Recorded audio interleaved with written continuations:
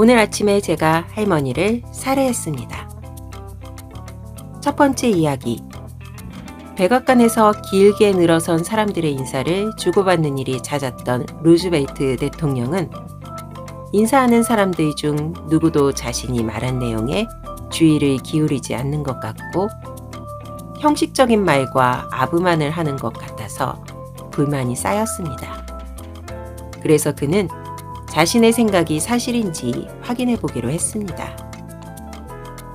백악관 행사가 있던 어느 날 아침, 그날도 여느 때와 같이 길게 늘어선 손님들과 인사를 하게 된 대통령은 각 손님과 악수를 하며 밝은 목소리로 "오늘 아침에 제가 할머니를 살해했습니다.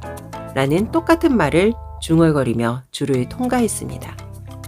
예상했던 대로 손님들은 그의 말을 한쪽 귀로 흘려듣고 다른 귀로 흘려보내고 있다는 것을 바로 알게 되었습니다. 각 손님들은 그의 말에 "멋져요. 앞으로도 힘써주세요.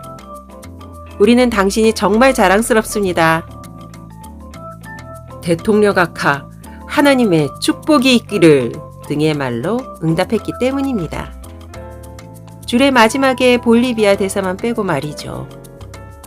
대사는 대통령의 발언에 깜짝 놀랐지만 몸을 가까이 기울이고 속삭였습니다. 분명히 그녀가 자초했을 겁니다. 두 번째 이야기. 아내와 의사소통에 어려움을 겪는 남편이 있었습니다.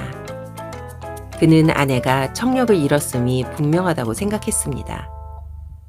그래서 병원에 가기 전에 아내가 얼마나 안 들리는지 테스트해 봤습니다. 그녀가 등을 돌리고 방 반대편에 앉아 있을 때 조용히 물었습니다. "내 말 들려?" 응답이 없습니다. 조금 더 가까이 다가가서 같은 질문을 했습니다. "내 말 들려?" 이번에도 응답이 없습니다. 더 가까이 다가가서 물었습니다. 그러나 아직 아무 말도 없습니다. 그 남자는 그녀 바로 옆에 와서 똑같은 질문을 했습니다. "여보, 이제 내 말 들려?" 그러자 그녀는 짜증을 내며 "응, 나 지금 4번째로 응이라고 했어. 라고 소리쳤습니다. 문제는 듣고 싶지만 듣지 않는, 바로 귀가 들리지 않는 남편이었던 것입니다. 이 이야기들이 사실이든 아니든 그 이야기의 요점은 정확합니다. 우리는 다른 사람에게서 듣는 것을 이해하기 위해 실제로 얼마나 자주 집중적인 노력을 하는가입니다.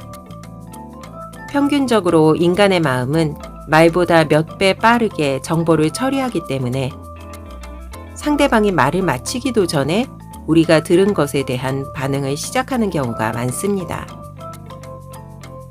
특히 우리와 다른 견해나 의견을 들을 때 더욱 그렇습니다. 경청은 "와, 당신의 상황이 얼마나 끔찍한지 알겠어요. 와 같은 이해로 이어집니다. 이해는 "당신이 이런 일을 견뎌야 했다는 게 마음이 아파요. 와 같은 공감으로 이어집니다. 공감은 "우리는 그것에 대해 뭔가를 해야 합니다. 와 같은 연민으로 이어집니다. 연민은 "우리 합시다. 와 같은 행동으로 이어집니다. 행동은 세상이 더 나은 곳이 되는 변화를 가져옵니다. 이처럼 서로의 차이점을 해결하기 위해 할 수 있는 가장 중요한 첫 단계는 비판하거나 반응하는 것이 아니라 적극적으로 듣고 이해하는 것입니다.